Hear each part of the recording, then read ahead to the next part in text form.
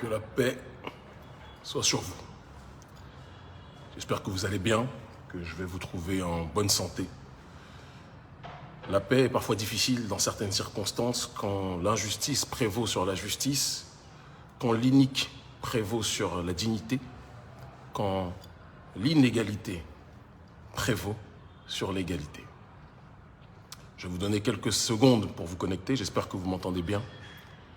Pour un live qui ne va pas trop tirer en longueur, en tout cas on va essayer, mais qui va aller au fond des choses, en tout cas c'est notre objectif, en ce qui concerne ce qui se passe au Burkina et qui en réalité est symbole de ce qui se passe un peu partout dans l'Afrique de la zone franc. Ça fait un bout de temps que je ne vous ai pas vu, vous m'en excusez, on est complètement affairé ces derniers temps et c'est passionnant sur le projet qui verra le jour à la rentrée, quelque chose qui va bousculer les lignes sur trop de points.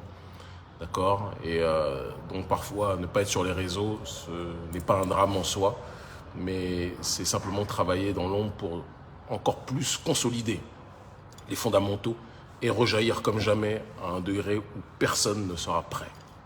Et c'est ce qui va se passer s'il plaît à Dieu. Vous avez tous vu comme moi ce qui s'est passé depuis hier avec la venue de l'assassin, du meurtrier, de l'ancien frère. C'est une histoire classique chez les nôtres. Il y a des frères et puis à la moindre occasion, quand la possibilité se fait, de plus en plus matérialisée, un frère trahit celui qui a plus de lumière, parce que la jalousie est malheureusement congénitale chez certains d'entre nous, il faut qu'on soit capable de le dire. Ceux qui brillent, si on peut leur tirer dans le dos, on le fait. Beaucoup se reconnaîtront même s'ils n'ont pas forcément l'audience qu'ils rêvaient d'avoir, à travers cette situation. Et Sankara, malheureusement, n'a pas fait exception à cette réalité lorsqu'il a eu la trahison de celui qui était son frère d'armes, son meilleur ami, Blaise Compaoré. Alors Compaoré a été condamné par une justice d'une façon très digne, avec des avocats, Maître Cam et tous les autres, et notamment mon avocat que j'aime profondément. Je lui ferai un spécial big up à la fin si le temps me le permet, d'accord, qui toutes ces personnes ont fait un travail honorable pour que nous puissions avoir, je dis nous, parce que ce qui se passe en ce qui concerne Thomas Isidore Sankara ne concerne pas que le Faso. Quand j'entends des gens qui me disent que ça ne concerne que le Faso, il y a une partie moins sage de moi qui a envie de les insulter. Et puis il y a une partie plus sage de moi qui me murmure à l'oreille. Laisse ces gens, ce sont des gens paumés. Sankara, c'est la mémoire de l'Afrique dans sa globalité. C'est la mémoire de l'homme noir dans sa globalité. Et de la femme noire, quand je dis homme c'est avec un grand H, mais arrêtons même avec ces expressions, de l'homme noir et de la femme noire dans leur globalité. Je pense que c'est important que l'on puisse l'énoncer. Et donc, ce qui se passe au Faso ne concerne absolument pas, et je le redis avec la plus grande clarté, uniquement la patrie des hommes dits intègres. Ceux qui pensent ça sont des gens qui sont complètement désaxés au niveau de la réflexion politique, et je ne vais même pas m'étaler à chercher palabre avec ces derniers. Il faut qu'on gagne du temps et qu'on aille à l'essentiel. Lorsque Blaise Compaoré a foulé le sol hier, 4 mois après sa condamnation par cette justice digne donc, du Faso, il y a eu une déferlante que certains d'entre vous ont pu observer, de gens qui disaient oui, tous avec le même mode opératoire, tous avec le même type de commentaires, qui disaient oui, c'est la sécurité avant tout, c'est très bien qu'ils soient là, comme si limite c'était orchestré. Le même type de commentaires, c'est que les gens nous prennent pour des idiots, et on sait très bien d'où ça vient de la cellule de ce que l'on appelle les ados-moutons, les résidus de la poubelle, pour moi, de la pensée en Afrique, des gens qui sont payés quelques centaines de francs CFA pour payer les connexions, pour manger quelques graines d'attiéké, et qui, par la suite, vous font des commentaires pour justifier tout ce que fait Ouattara ou tout ce que fait Blaise Compaoré. C'est comme ça qu'ils sont. Ils sont identifiés depuis un certain nombre d'années, donc il n'y a rien de surprenant en ce qui concerne cette réalité. Et donc ils sont venus avec le même logiciel qui était de dire que oui, le Burkina souffre, si Blaise Compaoré peut nous apporter la paix, oui, on est d'accord pour que. C'était tellement téléguidé. Et ça donnait donc la sensation, pour les gens non avertis, que c'est la volonté du peuple du Faso. Les choses sont un petit peu plus complexes que cela. On dit toujours que les arbres qui tombent font plus de bruit que la forêt en tant que telle. Ça ne veut pas dire qu'ils sont plus nombreux que les arbres qui restent debout. Blaise Compaoré est venu au Faso parce qu'il y a eu évidemment une conjoncture qui s'est développée, qui s'est exposée. Le président Damiba a donné sa parole au président Alassane Dramane Ouattara de Côte d'Ivoire, que donc le meilleur ami de Ouattara, le meurtrier de Sankara, d'accord, c'est pas un hasard, hein. Alassane Ouattara est le Blaise Compaoré moderne en Afrique francophone, donc par conséquent, il essaye de défendre son ami, quand bien même celui-ci est un démon au regard de l'histoire africaine, un traître au regard de l'histoire africaine, et est le chef de tous ceux qui aiment trahir, ou de tous ceux qui aiment jalouser, de tous ceux qui aiment poignarder leurs frères au sein de l'histoire africaine. C'est une réalité. Donc il a demandé à ce que Damiba lui donne sa promesse, sa parole, que en aucun cas, le président Blaise Compaoré, le président des traîtres, d'accord, le président de l'oppression, le président du gendarme de la gendarmerie de la France, ne soit pas arrêté lors de son séjour au Faso. Le motif évoqué était un motif sublime, sublimement hypocrite, sublimement opportuniste. Il consistait à dire, excusez-moi, j'ai la voix un peu enrouée ces derniers temps, il consistait à dire que la situation sécuritaire au Burkina est telle que nous avons besoin de celui qui a permis à ce qu'il n'y ait aucun problème d'insécurité du côté du Faso. Quelle hypocrisie. Quelle hypocrisie. La première chose, pour ceux qui aiment réfléchir un minimum, et après je vais revenir sur un certain nombre de détails dont il faut qu'on parle par rapport au gouvernement du Faso. Il y a beaucoup de choses que je me suis, de manière rationnelle, interdit de dire jusqu'à une certaine durée, jusqu'à ce que le faux pas soit matérialisé. Et une fois que cette chose-là est effectuée, il était tout à fait normal, comme nous le faisons partout, de sortir du bois, et parce qu'on ne soutient jamais des gens tant qu'ils ne font pas leurs preuves. On ne les attaque pas non plus trop tôt, parce que quand on tue l'embryon dans l'œuf, ce n'est pas bon non plus. Il faut laisser l'être croître, qu'il fasse ses preuves, qu'il montre ce qu'il est, qu'il montre ce qu'il représente, et ainsi on puisse de manière intelligible se prononcer. Si les gens avaient tiré sur Poutine au moment de son premier mandat, où à l'époque Poutine était profondément dans le néolibéralisme, c'est quand il a vu que l'Occident essayait de le mettre à l'envers qu'il est rentré dans une deuxième phase, pour ceux qui connaissent un minimum la science politique, de l'illibéralité, de l'illibéralisme, si on veut parler des choses telles qu'elles sont. Donc il y a eu deux Poutines, et donc il est toujours important en sciences politiques de laisser une période d'essai pour voir si les gens qui prennent le pouvoir vont dans le sens des intérêts du peuple ou vont dans l'intérêt des forces exogènes. Damiba, on a eu le même processus qu'on a eu pour mon cher frère que je salue, Assimi Goïta, d'accord, que par la grâce de Dieu, peut-être nous reverrons bientôt, mais ça c'est des choses dont on n'a pas à parler sur les réseaux sociaux.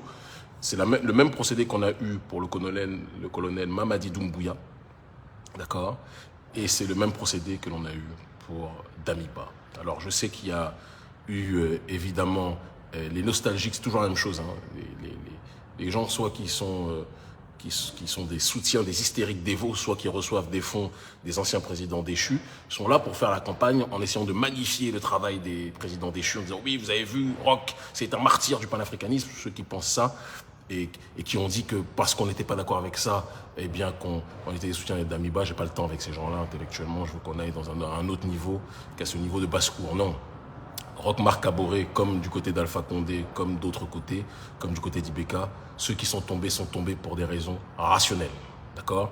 Ils sont tombés parce qu'à un moment donné, il y avait un ras-le-bol de la population qui n'en pouvait plus de cette malgouvernance, qui n'en pouvait plus de nos nations qui étaient traitées comme des gruyères, où le terroriste pouvait venir à l'intérieur et répandre la mort de la manière la plus globale. Non. À un moment donné, c'est ce qui s'est passé.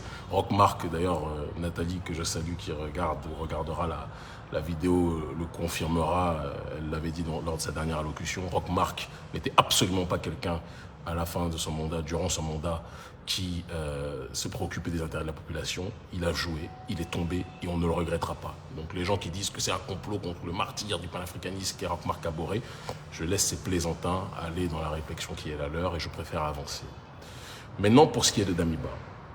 Damiba a, pendant les premiers mois, adopté une stratégie qui est une stratégie de volonté maladive, de conservation de son pouvoir. Aucune prise de risque. Aucune volonté, c'est très important ce que l'on dit, aucune volonté d'aller en dehors du précaré de ce qui est exposé, mais on pouvait toujours se dire qu'on allait lui laisser donc, le bénéfice du doute et qu'au dernier moment, il allait changer. Aucune prise de risque, aucune volonté de froisser le partenaire français, parce qu'il se rappelle que le Faso n'a connu la paix que quand le Faso était en paix avec la France. C'est important qu'on puisse le dire. À l'époque de Blaise Compaoré.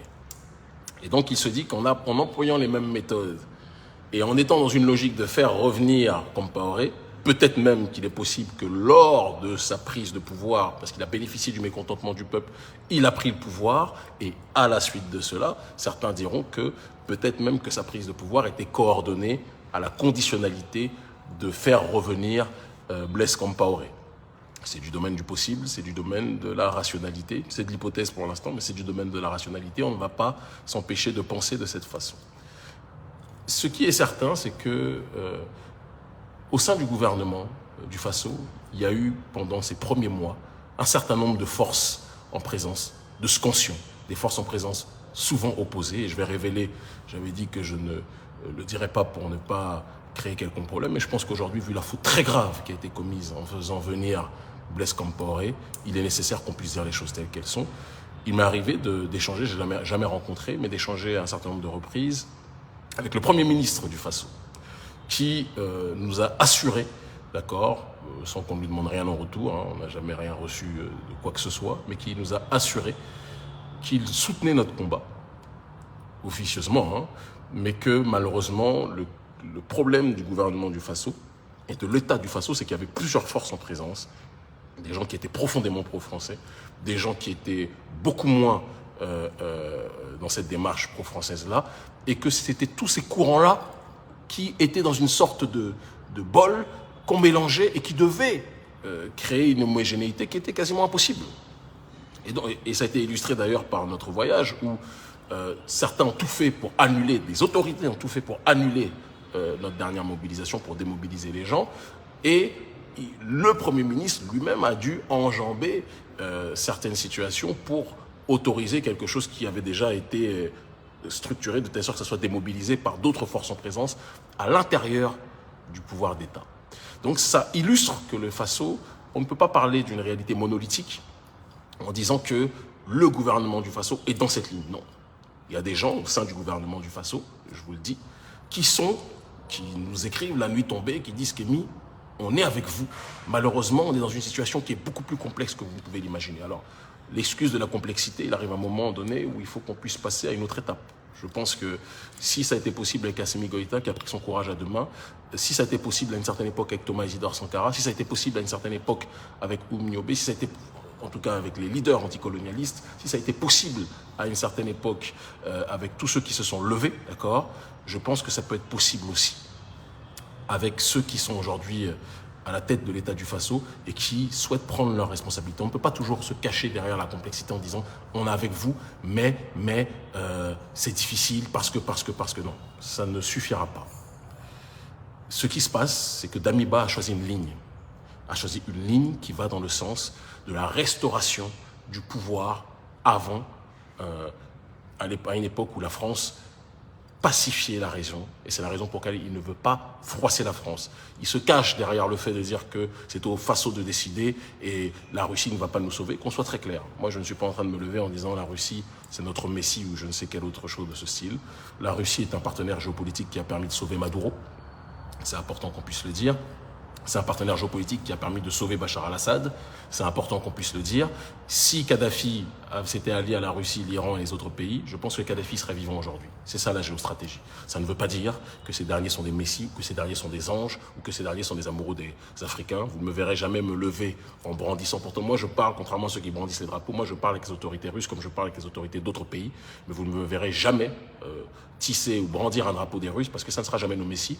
Et je ne suis absolument pas naïf sur la réalité politique des choses. C'est un allié aujourd'hui, ça ne veut pas dire que ça sera un allié éternel. Les choses sont aussi claires. Mais dans le cas actuel des choses, ils font partie de ceux qui sont en train d'inverser la dynamique de l'unipolarité qui existe avec l'hégémonie occidentale néolibérale pour aller vers ce que l'on appelle la multipolarité civilisationnelle qui est présente à travers différents blocs qui existent dans le monde. Et nous autres, jeunesse africaine, puisque nos dirigeants ne jouent pas leur rôle, on a ce devoir de prendre nos responsabilités sur ce terrain-là. Damiba a choisi une ligne qui est de restaurer une période durant laquelle la paix était présente au Faso. Et il s'appuie sur le fait qu'il existe, on ne va pas se mentir, un très grand mécontentement, une très grande détresse, un très grand désarroi d'une grande partie de la population qui n'en peut plus du terrorisme. Et je compatis et j'adresse mes condoléances à tous nos frères et sœurs, pas qu'au Faso, dans tous les pays qui sont frappés, qui sont touchés par le terrorisme. Mais une fois qu'on a dit cela, et qu'on exprime avec notre plus grande douleur, notre plus grande profondeur, la solidarité vis-à-vis de tous ceux qui ont perdu des êtres chers, il y a une question sur laquelle on doit réfléchir avec sincérité. Quand les gens nous disent qu'il faut faire venir Blaise Compaoré, le meurtrier de Thomas Sankara, parce que sous lui, il n'y avait pas de terrorisme, ils oublient une chose. Sous Blaise, il n'y avait pas de terrorisme pour la première raison qui était que Kadhafi était encore présent. Et que Kadhafi avait une politique très forte pour être dans une logique de repousser le terrorisme. Important de le dire. Si on ne le dit pas, on ne comprendra pas la réalité politique de ce qui se passe au Sahel. La deuxième chose, c'est que quand on pense qu'en faisant venir Blaise Compaoré, on va pacifier le terrorisme, on va éteindre le terrorisme, on oublie que le terrorisme est payé par les mêmes alliés de Blaise Compaoré. C'est-à-dire que vous faites venir les amis de ceux qui sont les sponsors du terrorisme et vous dites que comme ça, vous allez le faire disparaître. Vous ne comprenez pas que ce qui se passe là, c'est la logique du pompier pyromane. Ils ont rendu notre région, le Sahel, ingouvernable parce qu'ils savent qu'il y a de nouvelles ressources qui sont apparues, qui ont été localisées, un certain nombre de gisements qui ont été localisés à un certain nombre d'endroits du Sahel en tant que tel. Et donc, ils veulent réinstaller, pérenniser la présence de l'armée française dans cette zone. Et malheureusement, dans cette logique-là, il s'appuie sur l'émotion et sur le drame qui existe, qui est réel, qu'on ne peut pas nier. D'accord ? Qui est réel, qu'on ne peut pas nier. La mort d'un certain nombre de gens en se disant que parce qu'eux-mêmes n'en peuvent plus de cette situation, ils ne vont plus penser au principe de dignité et au principe de justice vis-à-vis du martyr du panafricaniste Thomas Isidore Sankara, ils voudront uniquement la sécurité. Mais Blaise Compaoré fait partie du problème. Blaise Compaoré fait partie de ceux qui font que le Sahel est ce qu'il est aujourd'hui. Parce que Blaise Compaoré est un agent coopté de ceux qui ont sponsorisé la guerre en Libye et qui ont déstructuré le Sahel. Il faut qu'on soit capable de le dire. Alors certains me diront, c'est vrai que Compaoré a eu un certain nombre de périodes de bonnes relations avec Kadhafi, etc. Pourquoi pas? Mais il n'en demeure pas moins que le même Blaise Compaoré dont vous parlez, à un moment donné, lorsqu'il fallait choisir entre les uns ou les autres, il a choisi qui? Il a choisi l'oligarchie occidentale. Pour le meurtrier de Sankara qu'il est, il n'y a rien de surprenant, il choisira toujours ses parrains. Donc, la situation telle qu'elle est, demander à l'ami des terroristes de venir, où je vais même aller plus loin dans la réflexion et dans la petite provocation idéologique, demander à l'agent du terrorisme, parce que le véritable terrorisme, c'est l'oligarchie française et l'oligarchie occidentale, à l'agent du terrorisme de venir éteindre le terrorisme, c'est objectivement se foutre. Je ne vais pas dire de la gueule du monde parce qu'il y a des aînés qui nous regardent, mais c'est se moquer de nous autres. C'est nous manquer de respect. C'est insulter notre intelligence. Donc la réalité, elle est la suivante. Il faut que vous entendiez, que nous entendions, que notre peuple, la justice, ça a un sens.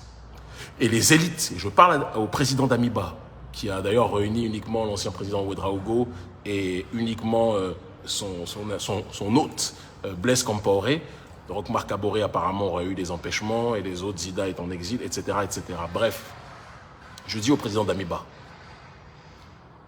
faire fouler le sol à cet homme-là, qui n'est pas un agent de la pacification, mais qui est uniquement un agent de l'oligarchie d'Occident, de un, ça ne va pas ramener la paix au Faso, ça va ramener plus de terrorisme polymorphe, parce que si ce n'est pas les terrorismes endogènes, ou exogènes par rapport à certains qui viennent d'autres contrées, si vous voyez de quoi je parle, ça sera les terrorismes de toute façon exogènes de l'oligarchie française et de l'armée française qui viendront parce qu'ils ont besoin de se situer stratégiquement plus que jamais dans cette zone, sachant qu'ils sont en train de perdre pied dans les autres sphères de la réalité sahélienne.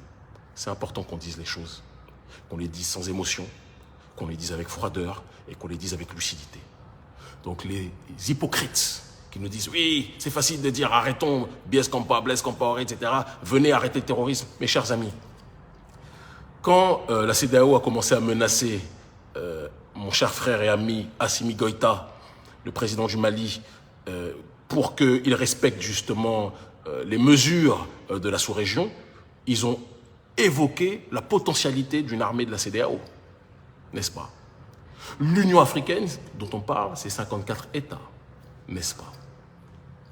Vous allez me dire que les présidents de l'Union africaine ne peuvent pas, eux tous, réunir leurs armées pour lutter contre ce mal, contre ce terrorisme-là? Vous pensez que ça va toujours être, et là je vais même aller plus loin, que ça va toujours être la France, ou je vais même aller plus loin, ou même la Russie, qui va régler à la place des Africains leurs propres problèmes face à leur propre destin?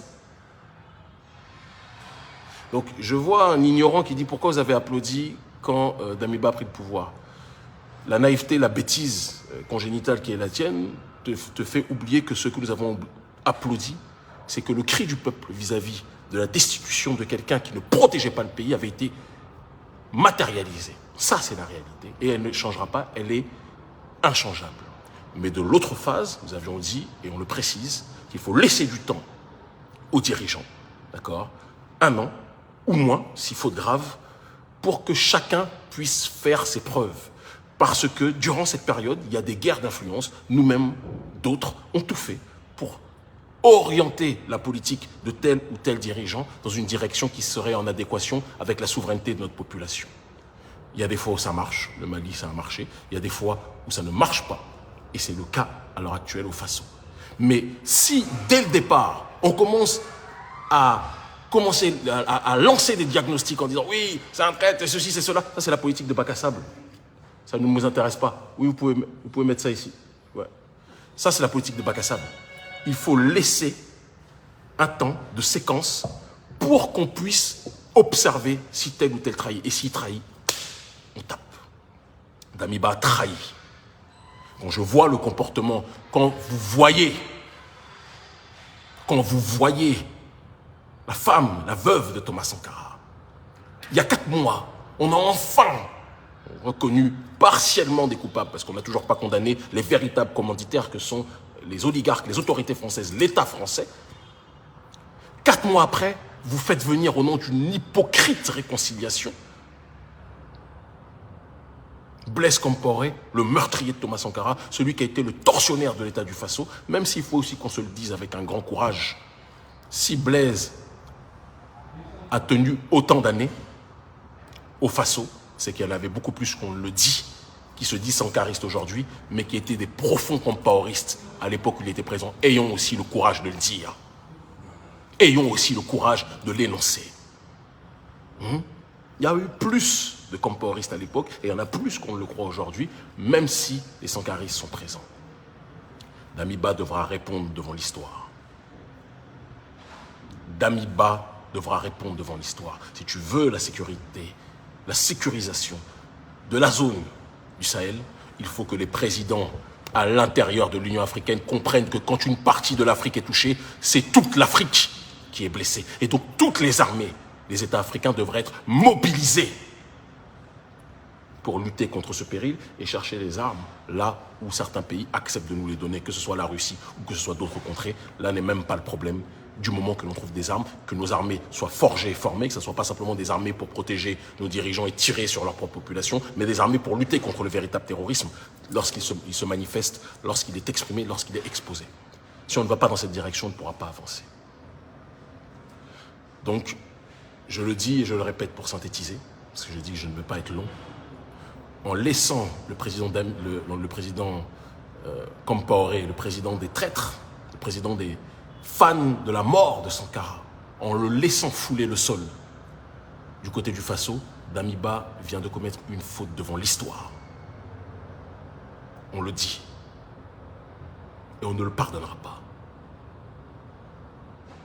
Les histoires de oui, le Burkina souffre, etc. Ce n'est pas Blaise Compaoré qui est le wazir ou le Ozar de la population du Faso. Ce n'est pas Blaise Compaoré qui est le Messie ou le Christ qui va faire en sorte que le terrorisme va s'arrêter. Blaise est l'ami de nos adversaires. Blaise est l'ami du terrorisme. Blaise est l'ami de la décolonisation, de la colonisation, excusez-moi.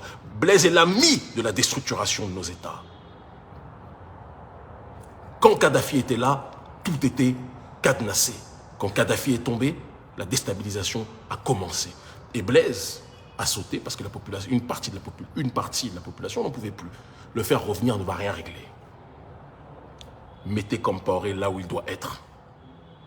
Rappelez-vous que les futures générations sont en train de vous regarder.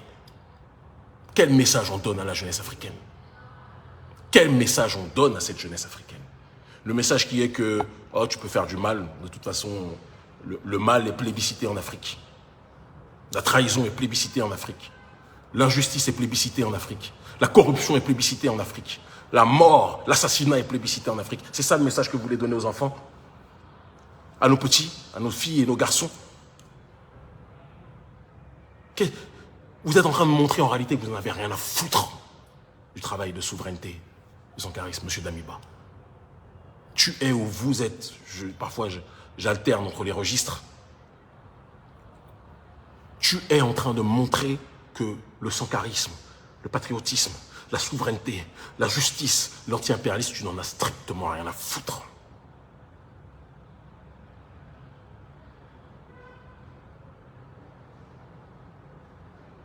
Assimi Goïta est-il plus fort que toi? Assimi Goïta, la seule chose qu'il a de plus que toi, c'est le cœur. La seule chose qu'il a de plus que toi, c'est le courage. La seule chose qu'il a de plus que toi, c'est la compréhension qu'on ne dirige pas un pays sans être en adéquation avec la volonté de la population. Mais tu n'as pas de courage, Damiba. Tu gonfles. Tu as déjà très rapidement pris l'arrogance des anciens dirigeants, très rapidement. Les nouveaux, quoi qu'on en dise, il y a beaucoup de reproches qu'on peut faire à tel ou tel nouveau président. Mais toi, tu as battu tous les records.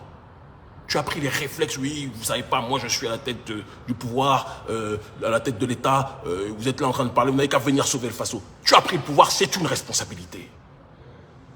C'est une responsabilité, Damiba. Tu n'es pas à Kossiam pour te poser et pouvoir vibrer, festoyer et t'enjailler. Tu es là pour une responsabilité. Et la responsabilité, ce n'est pas de faire venir le criminel de Sankara dans la partie des hommes intègres qui est en train de devenir la patrie des hommes désintégrés. La patrie des hommes désintégrés. Attendre de Compaoré qu'il soit le messie, le justicier, l'agent de la paix. Mais c'est quelle bouffonnerie idéologique de vous prononcer et de se comporter, de penser comme ça. De la même façon qu'attendre que Roch-Marc Kaboré soit le messie qui va pacifier, les guignols qui tiennent ce genre de propos-là, je ne vais, comme je l'ai dit, pas perdre de temps avec vous. Hein? On ne perdra pas de temps avec vous. Vous dites, ouais, mais on vous avait dit que Damiba était bon, le vrai c'était Roch-Marc Kaboré. Je vous laisse dans vos guignolades. Le peuple doit se mobiliser. Au Premier ministre, M. Ouedraogo, on vous a laissé pendant longtemps une chance. Cher frère, pendant longtemps, vous nous avez dit que vous étiez avec nous. Mais ce que vous montrez là, que vous étiez avec le panafricanisme, mais ce que vous montrez là, c'est que vous êtes surtout avec la volonté du confort et la volonté de la soumission aux intérêts de l'Occident. Le drame est là. Sankara était pour nous, est au panafricanisme un Christ, un Messie. Quelqu'un qui s'est sacrifié, c'est ça, le gardien du sceau qui s'est sacrifié pour que notre peuple puisse se lever. Et chaque cycle a le sien. Sankara s'est levé comme avant lui, Lumumba s'est levé. Arrêtez de plébisciter ceux qui sont ces meurtriers. On se plaint de la négrophobie, on se plaint de l'hostilité vis-à-vis des Africains dans le monde, mais le comportement de nos élites est la clé de cette hostilité, parce que vous montrez à l'humanité que vous ne respectez pas vos populations. Vous montrez à l'humanité que vous ne respectez pas le peuple.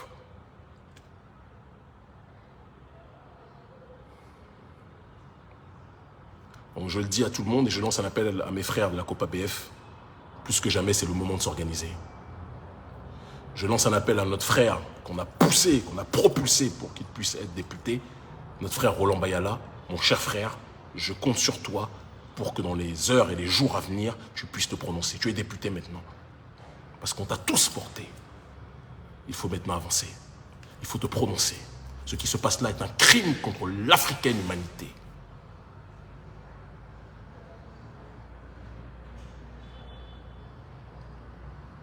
Damiba, président Damiba, si tu allais faire le bien, on allait te féliciter. Si tu trahis, on va te combattre de toute notre âme. Intellectuellement, politiquement. Le reste suivra. Comme on l'a fait avec tes prédécesseurs. Afrique, reprends ton destin en main. Afrique, ressaisis-toi. Afrique, souviens-toi de qui s'est battu pour toi. Ne tue pas une deuxième fois Thomas Isidore Sankara. Et nous le disons à tous les dirigeants, à mes amis Assimi Goïta, à mon ami Mamadi Doumbouya.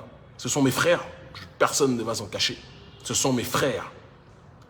Mais quand les choses sont bien faites, la volonté de la justice sociale, la volonté de la lutte pour la souveraineté, on applaudit. Si vous allez dans la mauvaise direction, on sera là pour vous rappeler que vous n'allez pas dans le bon chemin. C'est notre devoir. Nous sommes des vigiles de la société civile.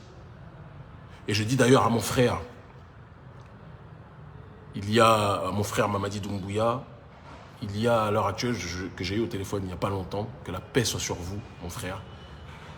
Il y a le jeune rappeur qui est incarcéré et j'ai profondément confiance qu'il pourra être libéré, relâché prochainement. Le frère Djani. On compte sur vous, président Doumbouya. On sait que la Guinée est un pays très difficile, où les tensions interethniques sont telles que dès qu'on attaque, même si ça peut être quelqu'un qui est un pion de l'oligarchie occidentale, s'il est de telle ethnie, ça va embraser le pays. Je sais très bien la complexité de ce pays. Je connais la complexité de ce pays. Mais je demande à Assimi Goïta, au Mali, et à mon frère Doumbouya, mes deux frères, soyez vigilants. Soyez vigilants. Soyez vigilants. Au président Thomas Isidore Sankara qui nous regarde là où il est, qu'il sache que nous allons continuer le combat au péril de nos vies. On va continuer. On va continuer jusqu'au bout. On ne va jamais s'arrêter. À la famille Sankara, qu'ils sachent que nous sommes avec eux, que nous les soutenons et que nous irons dans la démarche de les sensibiliser, de sensibiliser la population, excusez-moi, pour plus que jamais avancer dans ce processus d'autodétermination. L'Afrique ne se libérera que par elle-même. Elle ne se libérera pas ni par les États-Unis, ni par la France. La Russie peut nous aider temporairement, mais j'irai plus loin. La Russie ne sera jamais notre messie non plus. Il n'y a que l'Afrique qui peut se libérer elle-même en faisant les bons choix géostratégiques au moment opportun. À l'heure actuelle, la Russie a un avantage qu'on ne doit pas nier. Elle sait nous aider, mais nous la regardons aussi du coin de l'œil parce que nous savons que seule l'Afrique, in fine, pourra être dans cette démarche de se libérer elle-même. À Alassane Dramane Ouattara, ce message de fin, je te l'adresse.